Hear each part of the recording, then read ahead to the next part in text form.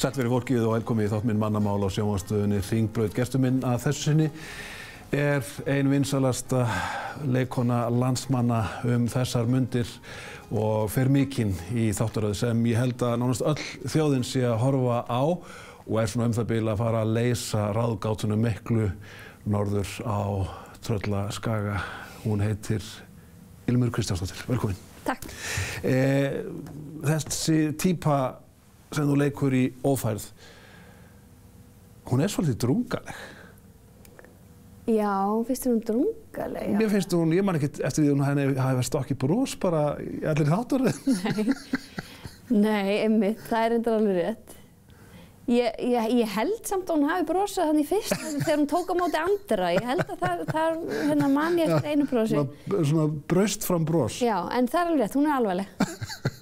Hvernig að leika þessu típu? Þetta hefur leikið ótal mörg hlutverk á sviði, sjónvarpi, kvikmyndum. Fer Ilmur úr sjálfri sér inn í einhverja aðra persónu? Finnurðu líkamlega fyrir því? Já, að vissu leyti. Já. Þá alveg svona, Hinrika hefur rosa svona þungan botn og það er alveg þægilegt að vera hún. Hún svolítið örugg í eigin skinni og Þetta svolítið sterkur karakter. Hún mjög sterk og þannig að kannski að vissu leyti þá finnum maður svolítið svona, það kemur svolítið svona botn. Og jafnvel beinlínis þægilegt að fara skipta Já, oft, já. Það bara heilmikið léttir stundum að geta farið úr sjálfur sér. Af hverju Ófærð svona vinsælt efni? Einhver lykill að vinsældunum? Það ákveðin drungi þarna í kring, mikil fjöll, Ófærð, myrkur, snjókoma. Já, það var það auðvitað fyrir seríunni. Já, fyrir seríunni og núna svona ákveðin drungi sömuleiðis yfir mannskapnum og umhverfinu í kring. Já, þetta svona kannski meira íslenskt lokal drama. Þetta svona fjölskyldu harmleikur þó það hefur kannski líka komið aðeins inn á það í fyrir seríunni.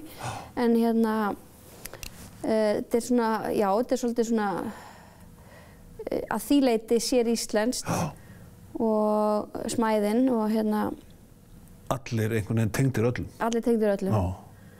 Og allir búin að vera giftur öllum. En já, en ég held að það er einhver X-faktor, einhver galdur sem í þessari seríu, sem að verðist einhvern veginn sem fólk kveikir á.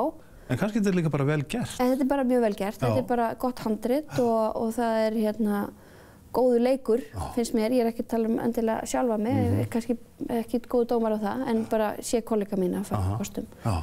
Og já, og eins og segja handritið og leikstjórnin og bara konseptið yfir höfuð, sko. Þykir það vænt Siglufjörð? Já, þó svo að við höfum í rauninni ekki tekið mikið upp fyrir þessa seríu, þá maður samt alltaf einhvern veginn svona, það gerist serían, sko, og já, við þykir vænt Siglufjörð. Þessi þáttasería, bæði svo fyrri og svo seinni sem nú að renna sitt skeið á enda eftir nokkra daga, óhemju vinsæl og eins og ég gat áðan þá hef ég á tilfinninguna að stór hluti þjóðarinnar sé að horfa á Ríkissjónvarpinu. Finnurðu fyrir því? Þegar þú bara ert að ganga götur dagsdaglega í Reykjavík, fara í sund eða kaupin í matinn? Já, ég finn fyrir því, sko. Óvenjulega mikið hort á því? Já, það líka bara svona, fólk að spyrja og fólk að kommenta og svona og mér þykir á væntu það, sko. Mér finnst það bara gaman og einmitt, þú veist, það þú veist, svona viðtöl og eitthvað, það bara allir voða spenntir og það bara gaman og maður bara að sigla þessa öldu núna. En það ekkert óþægilegt til lengdar að vera endalaust, sko, fórnarlamb augngota? Að allir séu að fylgjast með það, allir séu að líta til manns og að því stundur langar maður kannski bara að fara út í bónus og á þess að nokkuð maður horfi á mann. Já. Ég veit ekki hvort það sé alltaf þannig að það sé hvernig maður sé fórnarlamb augngota en það allavega ég oft bara ég veit það ekki. Þið eru alveg sama? Já, er það ekki? Jú. Þekkir þetta ekki sjálfur? Jú. En Ilmur, sérstakt nafn. Já. Var erfitt að burðast með það í æsku? Nei, ekki svo. Það var nú aðalega systir mín sem stríddi mér. Já. Hún svona Lísa. kallaði mig Ilmur Fíla, Lísa systir mín. Já. Og Var það Ilmur Fíla? Ilmur Fíla og eitthvað svona.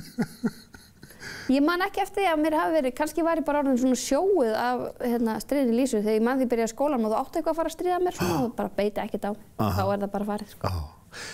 Þú ert fædd í og uppalinn í Þingholtunum, svona lattilepjandi lopapeysu stelpa, það ekki? Jú, einhverju leyti. Jú, en það var svo sem, ég er alveg upp þarna.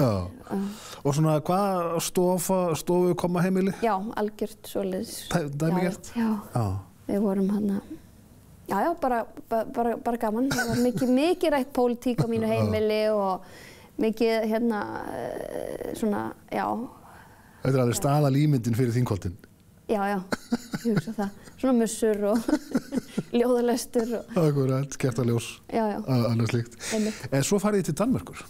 Já, svo flytjum við. Það er smá bauni í þér. Hvað segir? Það er smá bauni í þér. Bauni? Já, Dani. Já. Eru kallað bauni? Já. Við flytjum til Danmerkur því ég er 7 ára. Í 2 ár. Og svo komum við bara heima.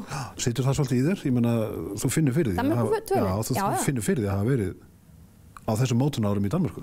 Já, ég lærði dönsku og eignaðist danska vini. Og ég hef bara verið, og er með þessi sambandi ennþá við eina danska vinkonu. Eins og vera ber. Já.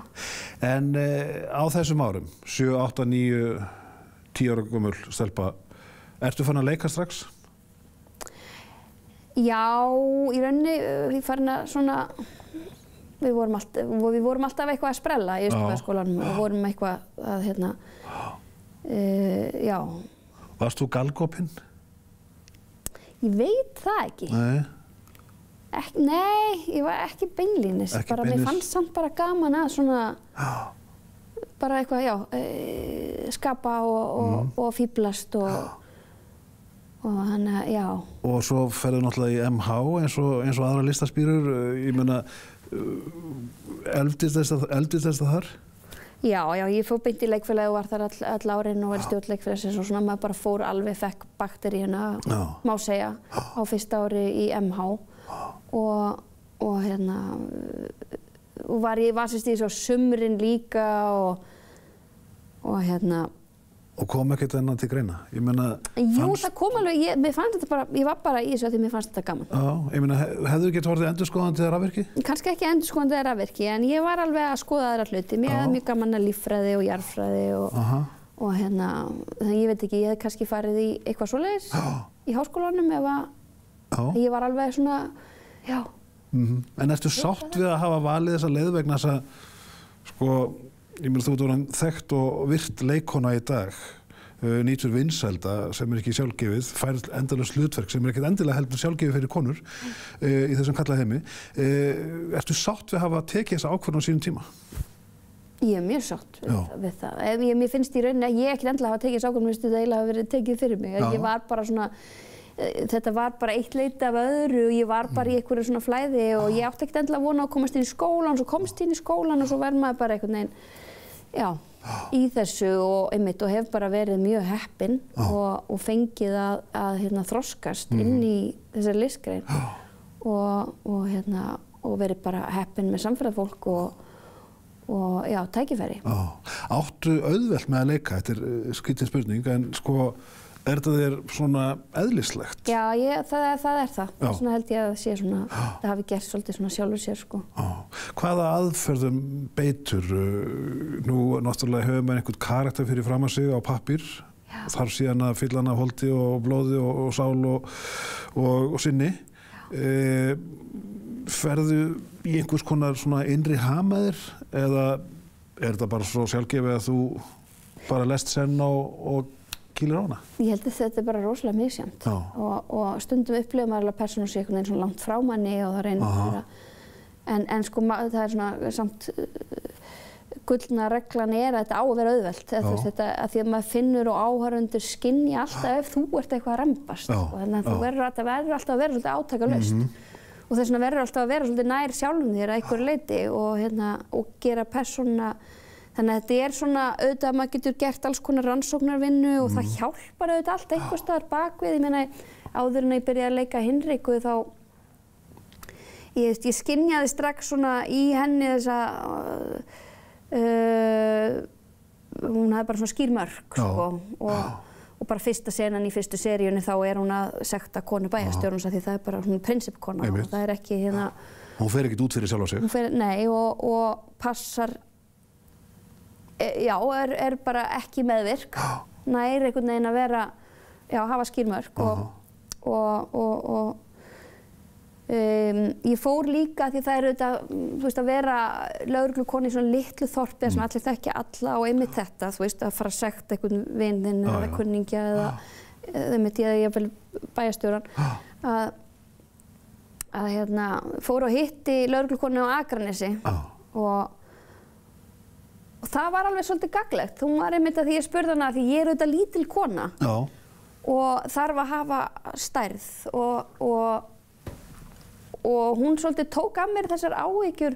Hún sagði maður þarf auðvitað að vera í líkamlegu formi bara til þess að vita maður sjálfur að maður geti einhvern veginn tekið einhverja svona en ekki síst þarf maður bara að vera einmitt bara, sjálfsöruggur og hún sagði það oft líka konur oft betri í að beita sálfræði þegar það til dæmis að koma inn og róa aðstæður, þá eru konur betri í, það oft betri að stöðva slagsmál heldur en karlmenn þó þessi stórir og sterkir að því að þeir bara beita öðrum aðferðum og karlmenn bregðast öðru í sig við þegar lögreglukona annars vegar. Karlmenn ýfa öldur, konur lægja öldur. Já, jafnvel. Þannig að það var svona, það til dæmis gagnaðist mér að fara að heimsækja þessa lögreglukonu og hafa þetta, fá svona pínu fullvissu inn í mér. Þannig að, þú veist, ég gat sett bara svolítið svona öryggi inn í Hinriku, hún bara beitir svolítið sálfræði því hún ekki há í loftinu. Og svo ertu búin að leika þessa Hinriku, sko, þátt eftir þátt, í annarri seríu núna, sko, smellur bara inn í hana strax. Þarftu bara nokkra sekúndur til að fara inn í hlutverkið?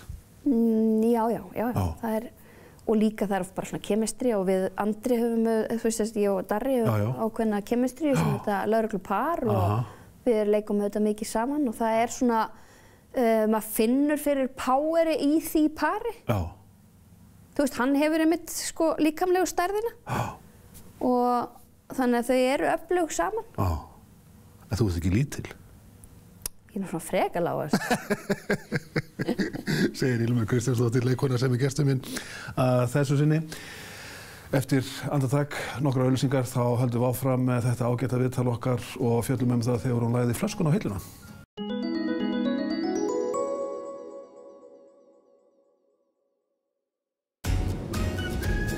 Það Toyo í kortunum. Hvernig sem viðrar. Toyo harðskeyljadekk fyrir öryggið og umhverfið. Nestek. Ljúffengu réttina frá 1, 2 og elda færðu í næstu Netto-verslun. Netto.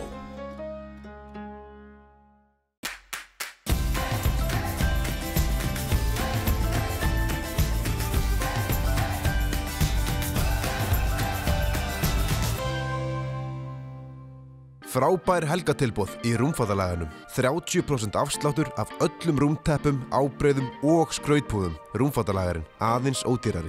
Snjallryksugur, verð frá 49.990 krónum. Borgaðu minna fyrir meira. mii.is. Námskeið fyrir lífið. Endurmenntun.is.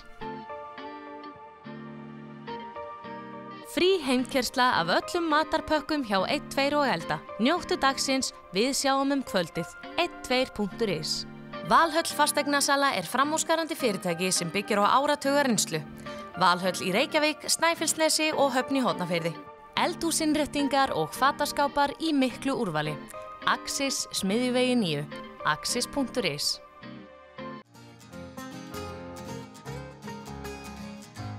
Sælt fyrir fólkið á nýja leik þeir að horfa á mannamál og sjónvarpsstöðina okkar Hringbraut og gestur minn að þessu sinni leikkonan Knáa en ekki mjög smáa Ilmur Kristjánsdóttir. Við erum búin að tala hlutverk þitt í Ófærð á undanliðnum mínútum, en fyrir nokkrum árum þá settur tappan í flöskuna. Af hverju? Fyrir bráðum 9 árum, já. Já, ég vissi bara að þetta væri eitthvað sem ég þurfti að gera. Mér leið ekki vel. Nenntur þessu ekki lengur eða fannst þér þetta ekki Nei, ég nennti þessu ekki lengur. Ég hef alltaf verið svolítið svona partíkona og fundist þetta gaman og þetta fylgdi þetta svolítið svona, já, bara bransanum, en líka menntaskólaárunum og partí og þetta var bara, mér fannst þetta gaman. Og partíið byrjaði að súrna? Partíið var byrjað að súrna, já. Og einhvern veginn endurtekningin og ég var búin að eignast dóttur mína. Einmitt. Og ég fann að það fer ekki mjög vel saman. Nei. Uppeldi og áfengi. En en ég bara, mér tókst fyrir kraftaverk að hætta. Og þú hættir sjálf? Já, ég meina sjálf, hver hættir sjálf? Já, ég meina, en sko þú bara tókst þér til sjálfi og tókst til í þínu ranni. Já, ég hef alveg hlotið mikla aðstoð við það. Ég hefði ekki getað það sjálf. Nei, maður þarf kannski alltaf einhver aðstoð svona úr sínum nánasta ranni. Minnsta málið er í rauninni að setja tappan í flöskuna, svo þarf maður að fara að díla við sjálfan sig. Og auðvitað, það sem að fær mann til þess að drekka, þú veist, og áfengi og neysla er auðvitað alltaf bara einkenni. Og svo þarf maður bara að takast á við sjálfan sig og það er alveg, það er svona fjallganga, stundum erfið, stundum létt en einhvern veginn alltaf þess virði. Af því að, það er bara alltaf þess virði. En sérðu eitthvað eftir partíinu? Nei, ég geri það ekki. Auðvitað eru svona hlutir og atburð sem maður sér eftir bara eins og gengur að gerist og sem maður hefði viljað gera öðruvísi en þetta var samt sem áður bara mín leið og það var oft gaman. Og umskiptin hljóta að vera töluverð. Ég meina, þú átt stelpu sem er núna komin 13 ára og svo litla strákin, Hring, sem er 4 ára hvað? Hann er 5, já. 5 og ég meina, hann er alinn upp í þinni edrumennsku. Já, og hún að mestu leyti. Já, sem hlýtur að skipta máli. Já, rosalega, miklu máli. En er þetta ekki óreglusamur bransi? Leiklistin er stunduð á öllum tímum sólarhrings, kvölds og morgna, helgar, kvikmynda og sjónvarpsmennskan er út allt land, út í löndum á öllum tímum, fjarri fjölskyldu. Þetta er áskorun. Já, meinarðu þá að... Ég bara að lifa reglusömu lífi í þessum bransa. Já, kannski. Ég held samt að það er líka það sem ég fann þegar ég hætti að drekka, er að ég fekk miklu meira út úr því sem ég er að gera. Að ég var, þú veist, í staðinn fyrir að vera eitthvað svona, þú veist, að finna, að því ég var mjög kvíðinn og félagsfælinn og einmitt talandi einhvern veginn finnast allir vera að stara á sig og ekki meika fara upp í bónus og eitthvað svona. Og það var meðan ég var að drekka. En þú veist, ég held að að heimur minn var orðinn svo rosalega lítill. Og maður var að hugsa, ok, ég er að fara að sýna þessa sýningu í kvöld og ok, svo fer ég á barinn og fer mér bjór og eitthvað, skilur og þá maður var farin að svona, það var markmiðið. Svo bara leið og ég hætti. Þá vissi ég og ég var líka hrædd við áhorfendur. Ég var farin að vera út í sal með hausinn, hvernig ég væri að standa mig og væri að horfa mig utanfrá. Efinn kvíðinn að naga þig? Já, og bara í staðinn fyrir að vera bara og bara njóta þess að gera það sem ég geri og elska það, því það er þess vegna sem að, þú veist, ég fæ út úr því. Og þá einhvern veginn fékk ég kraftinn til mín.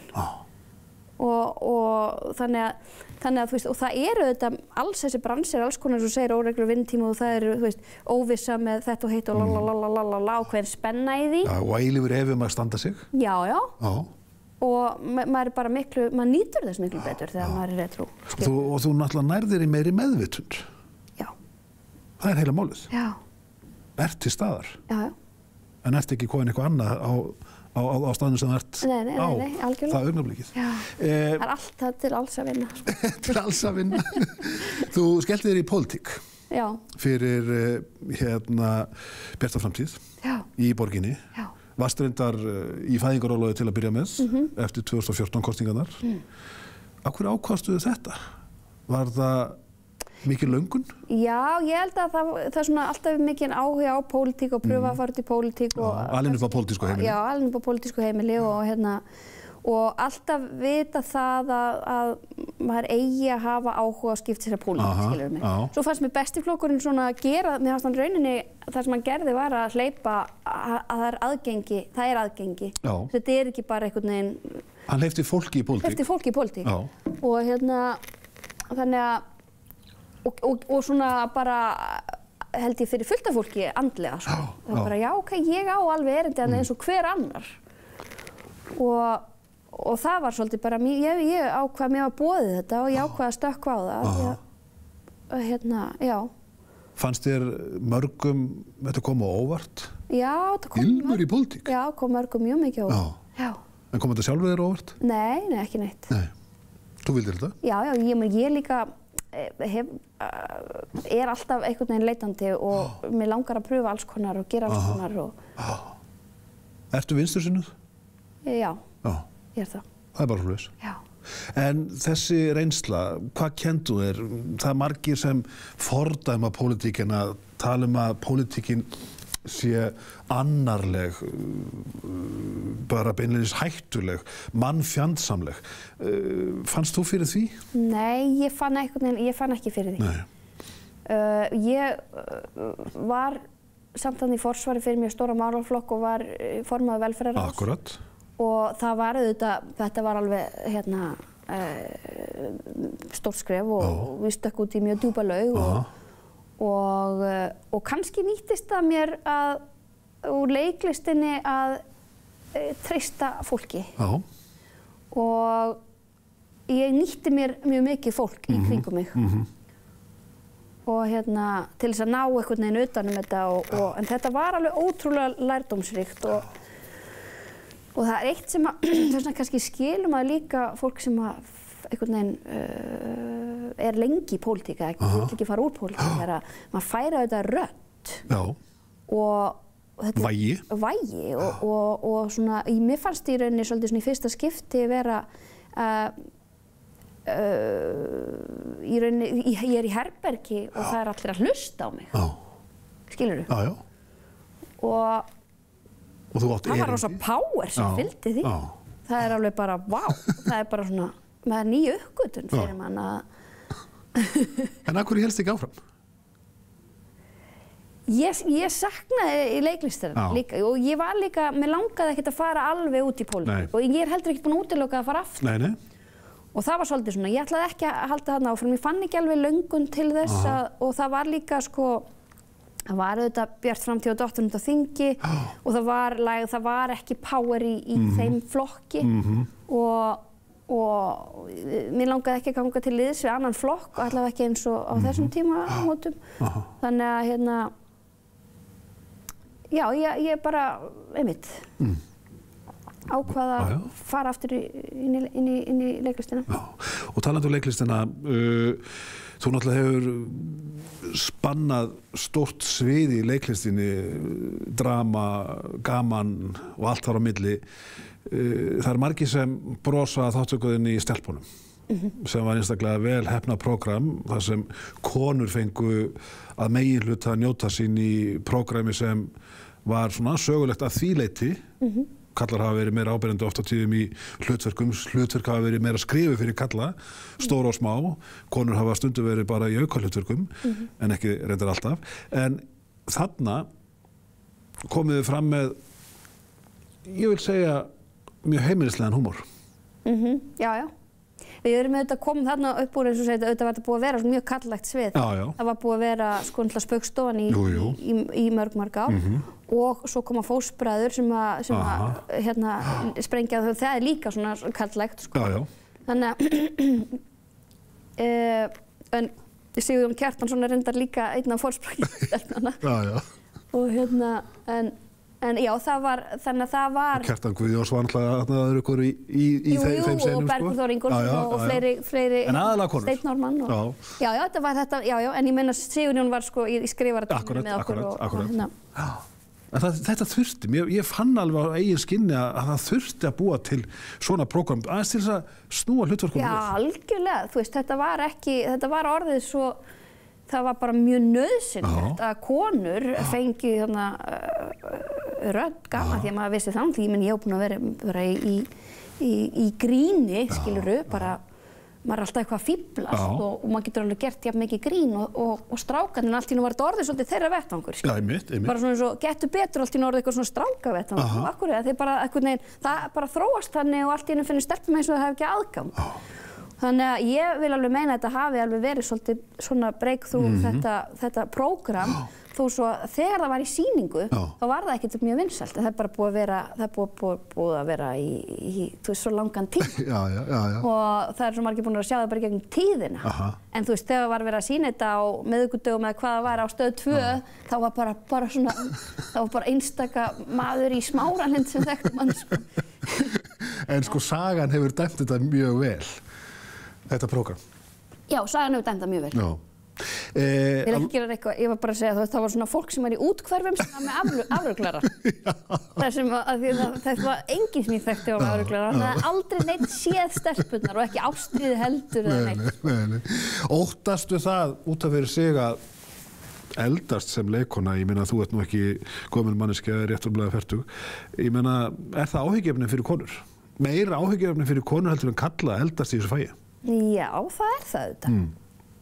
Það er það. Af hverju er það svoleiðis? Ég held að sé ekkert bara í þessu fagi. Nei. En ég held að maður heyrir alveg konur sem eru komnar yfir 50 að þær tala og bara af mikilli svona hjartans einlægni að allt í einu kemur í herbergi og það heyrir enginn í þér. Það er bara konur yfir 50 eða hvað það er, bara meðaldra konur eiga bara hvergi upp á pallborðið. Ég skil þetta ekki. Nei, en ég menn þetta... 50 konur eru bara babes í dag. Já, menn kannski er þetta einhvern veginn eitthvað að breytast og vonandi breytist og sérstaklega næsta kynslóð. En þetta eru þetta, allar konur eiga að hræðast þessum tíma. Að því allt í hennu bara tekur engin markaður þessu bara svona persóna non grata. Allar að breyta þessu? Já. Gangið vel og halda á að leika sem lengst. Ilmur Kristjánsdóttir, gestur minn að þessu sinni í þættinu Mannamáli. Að vikuleginu verður allt annað gestur í hennar sæti að ræða aðra ævi og önnur störf en í mildtíðinni verið góð hvert við annað. Skál. Skál.